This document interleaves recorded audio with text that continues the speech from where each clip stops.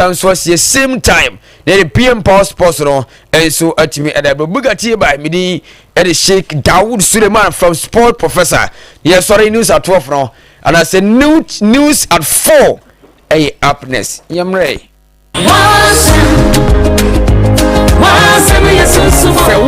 Remedial school papa bi akwa enye kame ho na me fa wonko APS remedial school here fully registered ubenya baby papa atna achia wade ya ho kire bia animu omo qualified and experienced teachers ya omo kira de ewo ho eho de wokọ a wobetwa wo exams no one time enei omo ye admission for May June 2026 academic year na ho de quality tuition guaranteed programs here omo ye ni bi general arts, business, general science, home economics, and a general agric. Now, omoya classes no weekdays and after weekends. Omo accommodations so wa. Ubenya baby atna na wasuya wadi. Nebu wasu nyade kra. Ubewunu Apex Remedial School. Ewa sekiyoso. From omo wa homa true for iso 0242130768 ana 0549298369. Apex Remedial School. Empowering minds. Achieving excellence.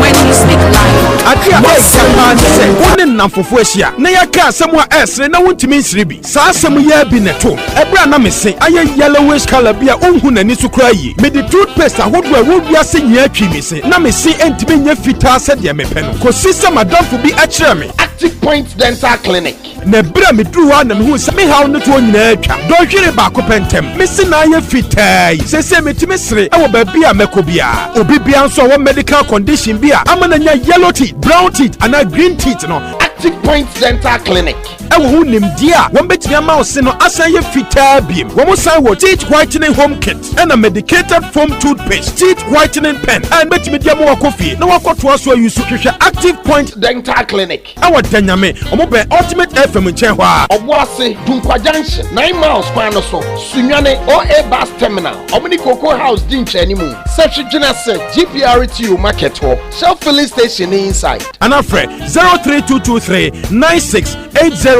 and 0554571779. Active Point Dental Clinic. Get a whiter teeth in just a day. Liberty FM 92.7, the giant of the West.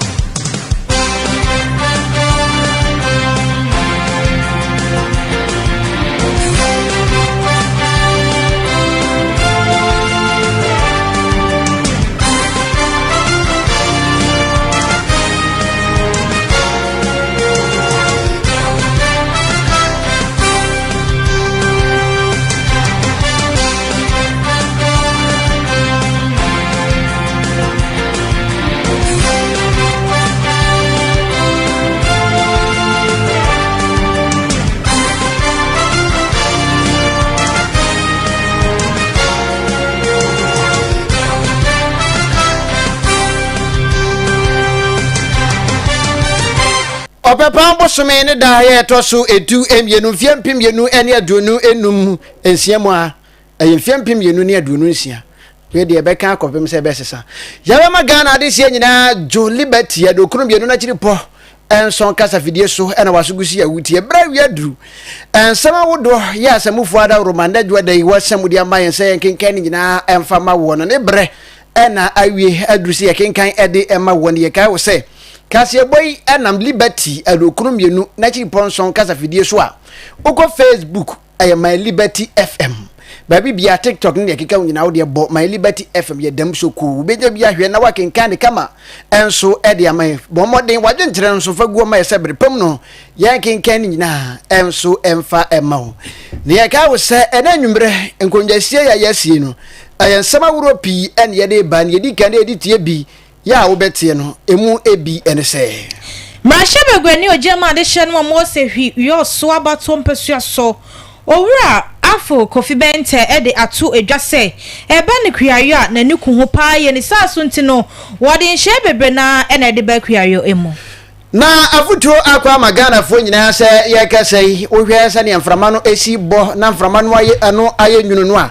utibi hu se ye kasai pe no a na atwe ne tie no endi anhwe mbo ye ngo ban se de ba ye gyasohye enje ne ho mena Sehi Eliokrom ewo Bia West na womo assembly member so akasa wo chemu dia wasi police station enfie ne poli adwenu mienu ne 22 years nanso no wo mepa ho ntema emfema wo ni saso ntino wo de adesede ato aban nanim se wonko wo moa na ye kasa adesede akwa magana de hye ne titiro ne Kristofo pa se ade a yefre na kenkan ne ya moma yempe na se yampa kenkan ya eno na eya na binom ede ntro ne nada se ya breboyi mrashe begwani a ogina mu ema de hye ne mo Brekum West wo bono mantam no emu abone homodin apaw suku adan bebre de ama St Augustine Senior High School se 1 year se ne be beboa na umasua mapa etimi afantampa efra Semi avuvro pi ka ho ene ya sin kondwa ye kenkan de ama wo se anwumbre no nan ka se o Liberty adokrum yenu na chiri po enson kasa fidie so se ne mediki aka no ko Facebook a edem ayama Liberty FM pa chobo modern like share wa dwenkyere ye fa kasa ebo hu no fa go ma ebrepam yamso ye bagebre na ya kenkan ni nyina enso ede amana ena nwumbre apesama kafo ya wo beti ye nka wo kasa ebo na kenkan mu no ayame osomafo Kwame owusu ti kese ke oti mene ohima efia befi Ghana de se ma yenje brena yentwa ye husi makuma bi mra ye ba kase bo no ni nkyeremu no ye de beba sisia Liberty FM 92.7 the giant of the west. Africa siena se ni enfaka se no enchemu emeso modia na ye frase de free se hwioso about one pesua so na mrashe begoni ojema addition mo se hwioso about one pesua so eye honorable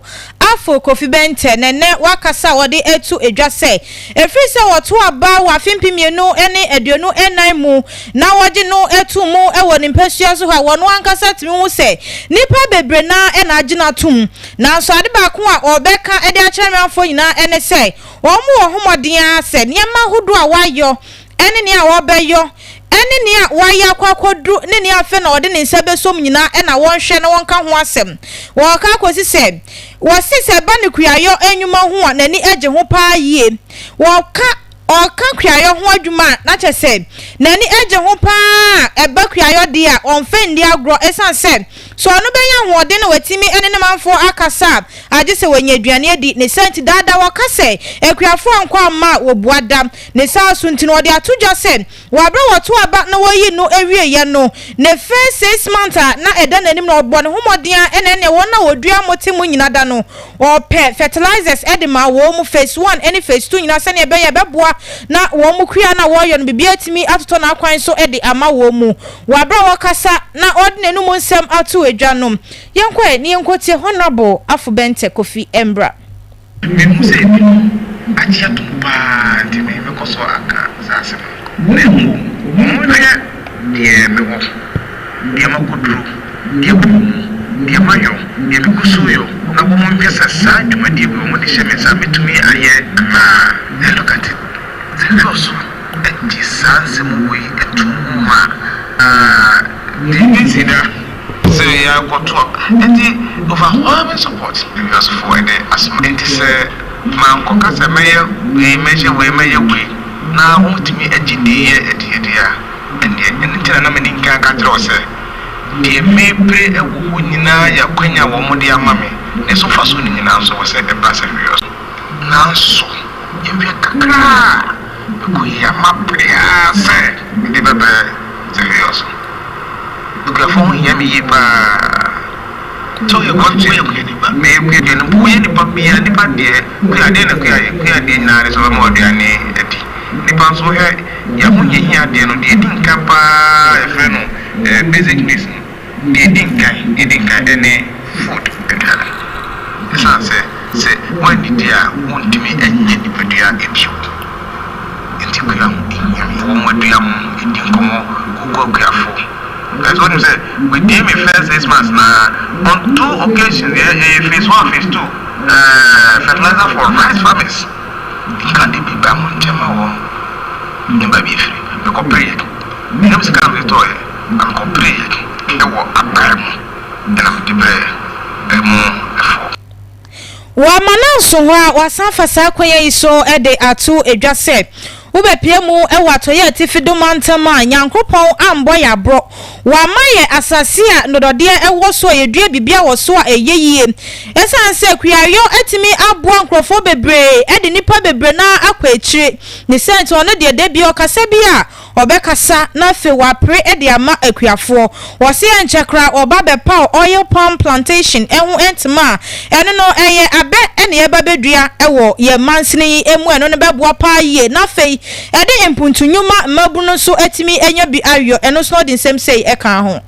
ana mo bi ne ko ye fiase fidie wa ho de ewo ntikuyayo agriculture enye bone e ya die binu enye ne ye nya so fa so de atete wo mo eman di mema mani ekunkura ho ewo ane nyina ne se ye ba sa asepa aye de sa adwuma na eyeyi na ebia kaya ye fa so enye no no ye hanu kuya na ya nya no de friend no bene beka commercialization in that way ama aye peasant ankra small holder farmers eno no ye ema emu fa so no entimi enye bebre mede ba ne sisi me besa kire kuya bia ye bia no ye besa kire mu ye pejemu ama na ye more commercialized it is all this and say me say ye oil palm plantation wa makanda palm ye be oil palm plantation huge one that was a view of some persons Liberty FM. Liberty FM. No 30th December bongo and ni number kuchiura be 5 hours ene na nanom binum adinko nsa so abusiafo mofa enchen esanse monya ene no sania nanka na mo hwe anim se mo nsa ebeka na oni akro kasa yei eye mrahye begwani ojema de hye no mo se hwiyo so aboto mpesuas honorable afo Kofi Bente na sanse mo nyina wode tudwa ewo ade achia bia mo ni hwa oni akro odi ho chia me eye kayaso ma yantwa kasia no so na yenkogina mu ewo ensenfoforo ma yanka wo se Liberty ye Facebook TikTok ni baby ah wodi ane sende ko Facebook wo okwa abo my Liberty FM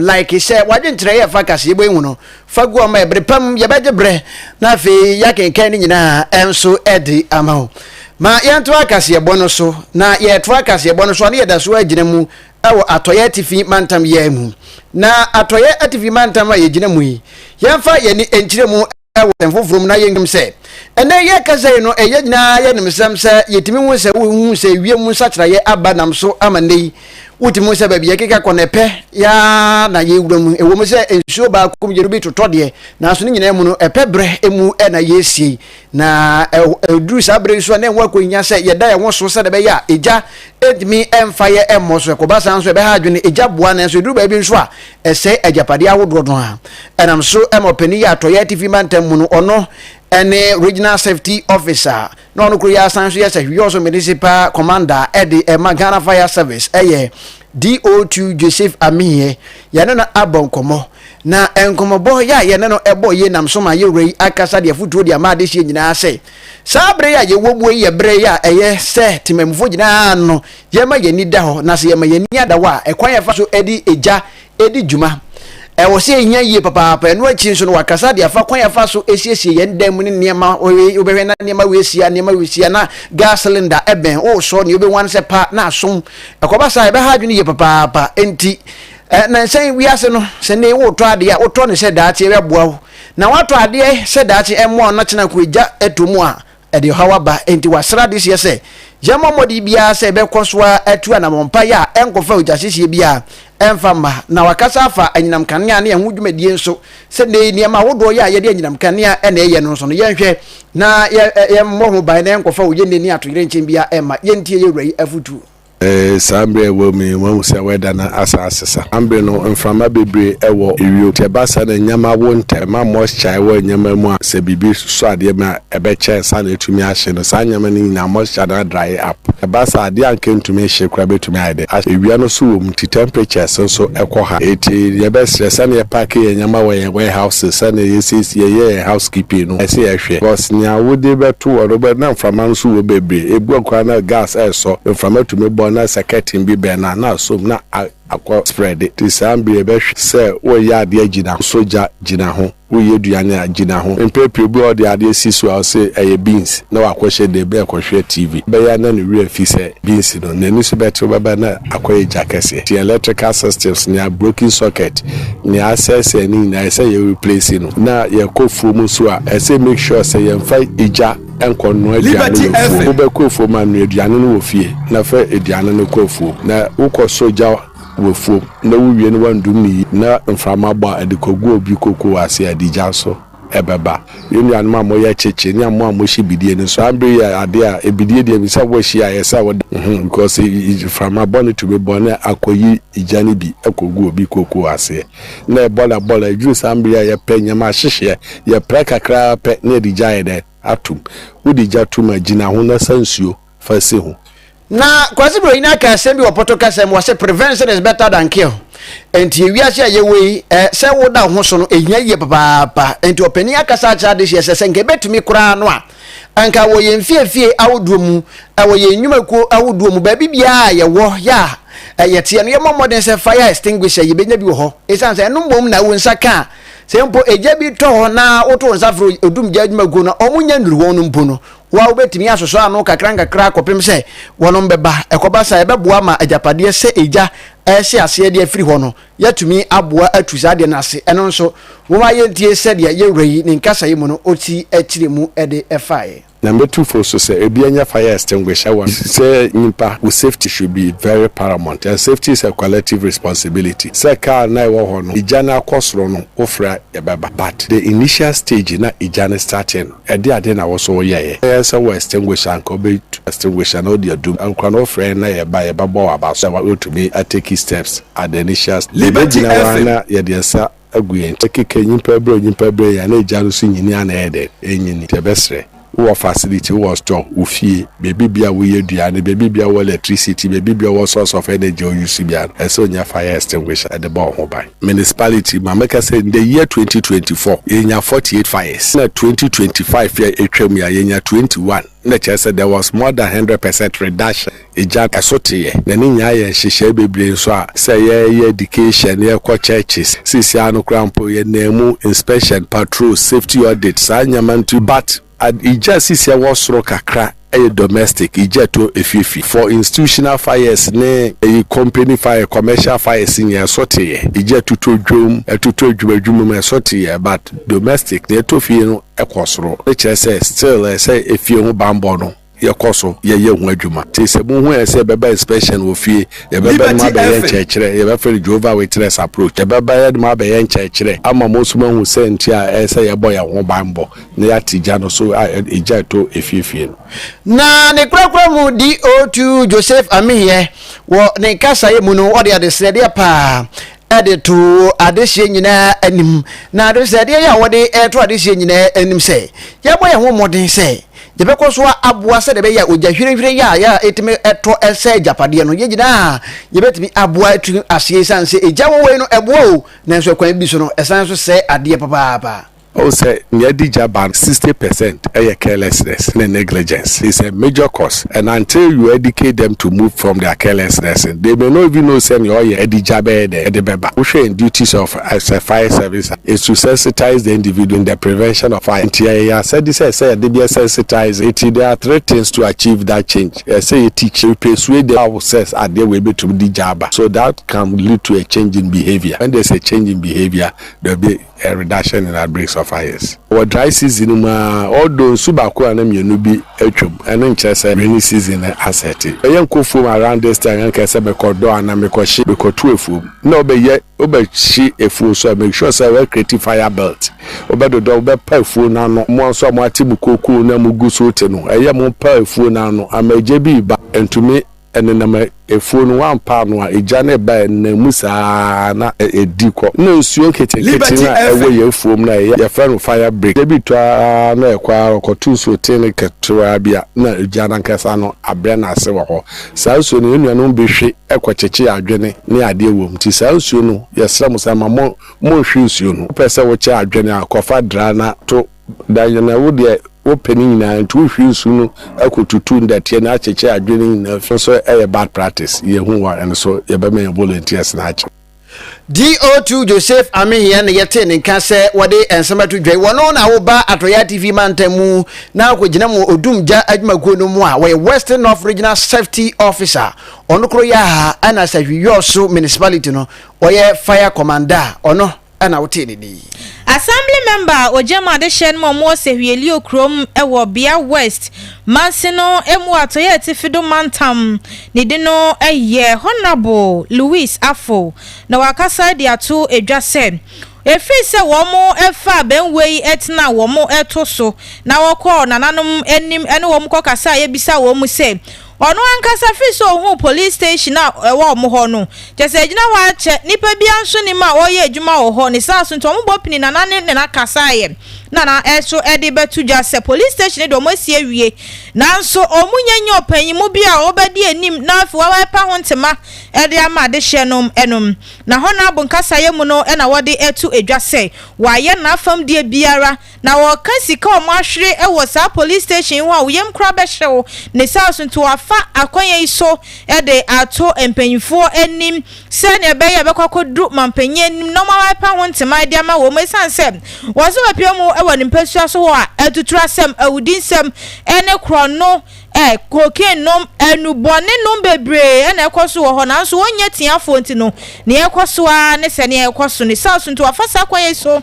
ede atu edwa wosra da se anka kasamu ye be kwakodu Ghana mampanyi His Excellency John Dramani Mahama nim no wa pa police station no ehwo ntema ede ama wo mu se ne be ya wo mu so asomo beju wo mu na bonefo sem ekoso ewo ne mpasua so wo nso no eso atiyenkwe ne enkotie Honorable Louis Afo Embra. Okay, meda wasimini abema Elukrum police station since I buy nananum yet as 22 years ni ene dey see ho ya pimbia up to date yenya mi police station maye so far as assessment buy ya boka more than 1.2 billion up to date aban MB maye ebesra aban ya ble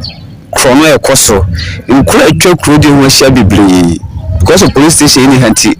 krono tramo koke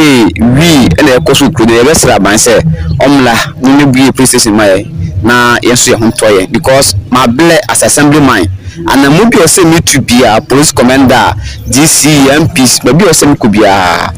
de ma ho de minim de ene na nanu mpan fo ina akọ so yesterday yante hwe ye besre this month ye besre and a fee 2026 de me be police station maye na elukun so ye hontoye ndamase Oni poka say Honorable Louis Afo no na kopiemu ewo Sehwieli Okrom electoral area wo Bia West Mansino emu Atoya Tifido Mantamo ye assembly member wo jemu ema de Shen Momo ho yetwa kase no so na yenkogina mu ewo nsemfoforo mu ye ka se ha Liberty adrokunum yenu na chiri ponson kasa fidie so kase dem ewo Facebook my Liberty FM bomodin like share wadwentre ye fa kase ebo hu no fagu ma ebrepam ye bejebre na ya kenken ni nyina enso edi amawo ma yentwa kase ebo no so yetwa kase no so na yakugina mu ewo nsemfoforo mu ayeda so agina mu watoye atifi mantami emu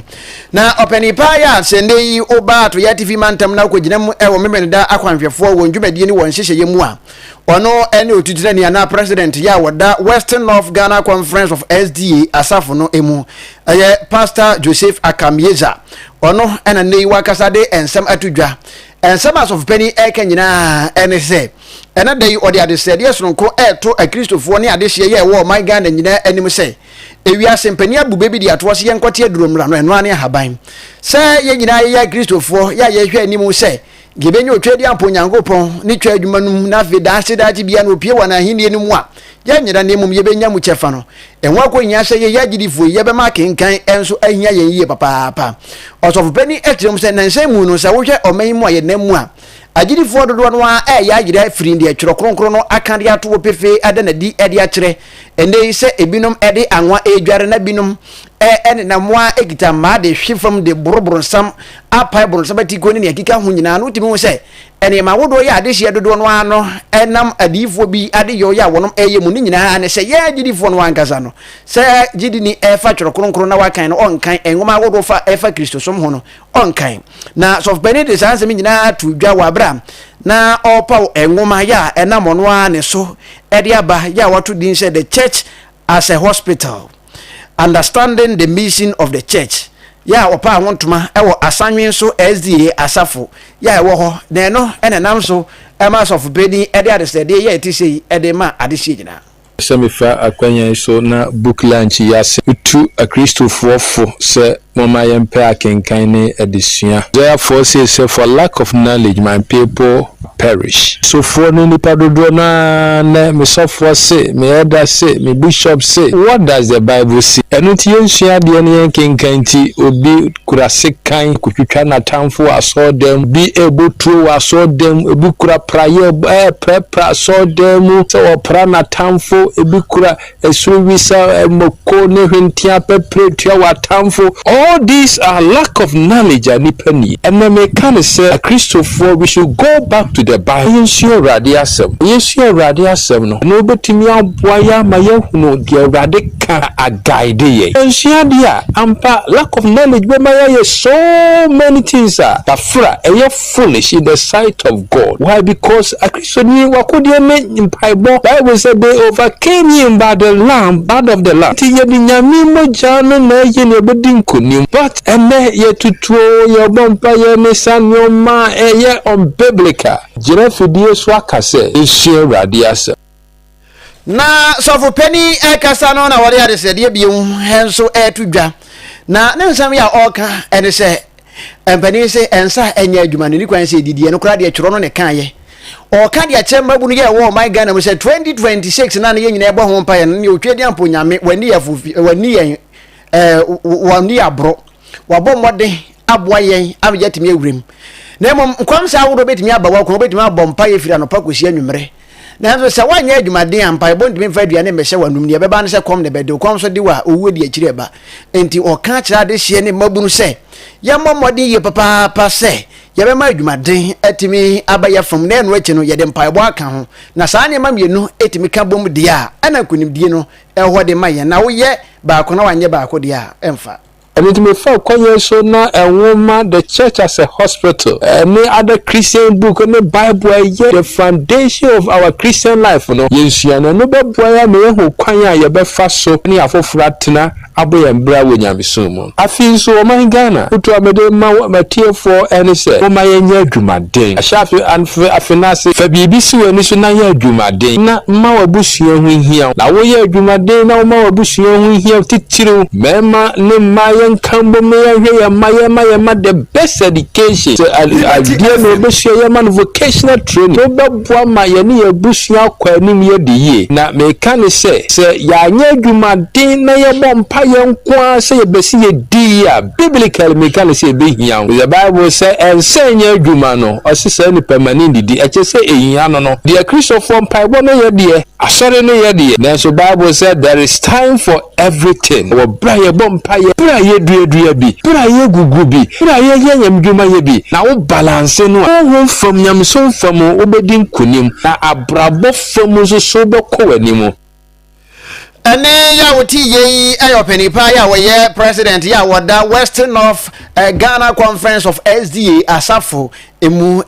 pastor Joseph Akambieza ono ena kasai ede afuto ye te sei ede ama ade sie nyina se janyere ho na emo adwumaden sansa adwumaden no ede betimi ama yakọ yenim Yenkowie kase no ewo buno mantam no emumbrekum West mrashebegwani owo ene wabọ ne homoden apaw Ultramodern School Story Building at the Ama St. Augustine Senior High School. Na ne bota ya eta we nyina chi nyina da NSS ne be ye beboa na umasua mapa ya hwe ni mu ewo manga na mu no etimi afantampa efram na owie ya nya no nko wase ya hyebo so beto school bus se no beboa pa ye na se school no ekwa excursion bi ana se omo ekwa ye nsohwe bi wo baabi no ka no ebetimi ede omo akọ na ma adusua ho sem BECHEM etimi ejina ne nanso mahye begoni ojema de hye no mo Brekum West manse no emu bunu mantam no emu honorable Dexter Chredua wa bra wo kasa ne yenkwe ne yenkwati na numu nsem ne bia ode to dwa ne bi embra. The stakeholders of this institution that Get Fund has already awarded a contract for a dormitory block for this institution, and I've already communicated that to the head teacher. We are also working around the clock to ensure that this year this school will benefit from a brand new school bus. We know the importance of operational vehicle for the school, specifically a pickup. It is sometimes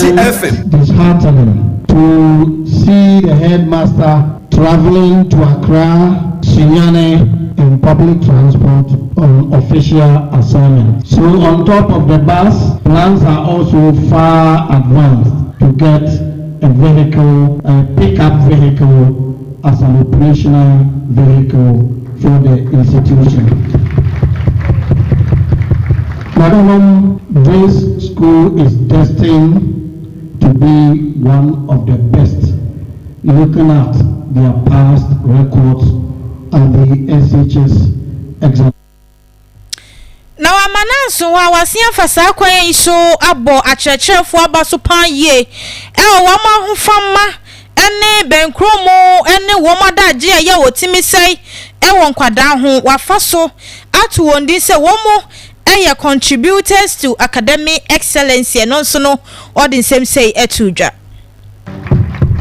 It's key for the integrity of this institution. Once again, I want to thank you so much, the staff, Liberty for your diligence, your hard work, despite numerous logistical challenges facing you. I thank you so much, and I hope with this facility in place, you are going to work a lot harder to ensure that we get to the level we have all been aspiring for. Without spending wamananso hwa ananse ne krakra mu no na bayana musini a oho ono so efasa kwan yi so e de etudwa se eba no empuntunyuma efa suku adan sie ho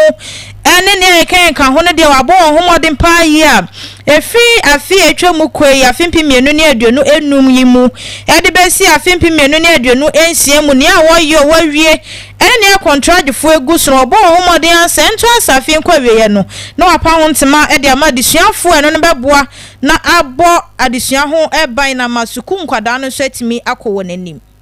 Kwa yeye 2025 na sisi ya soma na sisi ya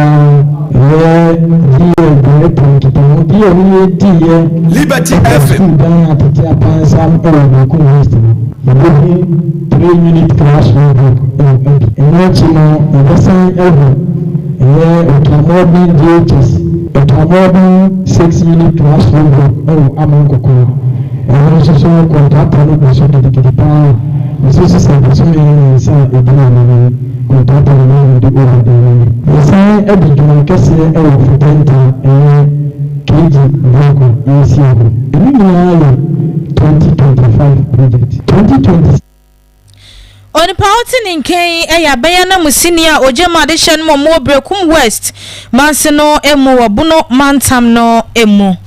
Ghana this year ha ni yegyina de kase ya yede be so mu no nyina yede ni nyina esi ensem bia yede be so mu ebi ene se futu akwa ma de sie nyina se sabre ya ye womu eye pebre eja wonsam ne yema ye nina ho ma hye begoni ojema de hye no mo se hwe so abato mpesua so ono so afasa kwan ye hye de ato edwa se ba ne kuare anani eku ho paaye sanso ana ye kese yi no afutu akwa ma Christopher 43 se eya ye mpa kenkan wadi atu edwa se ankaban no enko wo moase ne be ye beboa na police station bia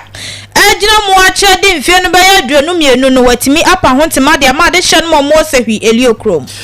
Semi afoforo pika ho ne yede besom se kase wo liberty adokuno emienu na chiri po enson kasa fidie eso yede asedama kase dem aboafo nyina so oboa ye ma yetumeri kase ba ye edi bia dawroma ene ye ko Facebook ema wunya bi ehwe ye yede aseda ema ne kama pa se oboa wo sa kwan no eso akenkan fo ya wo ti yenka enanwumri eye me osomafo kwa me owusu ti kase KOT bene Ohima efia befi Ghana de se weso na ye jina na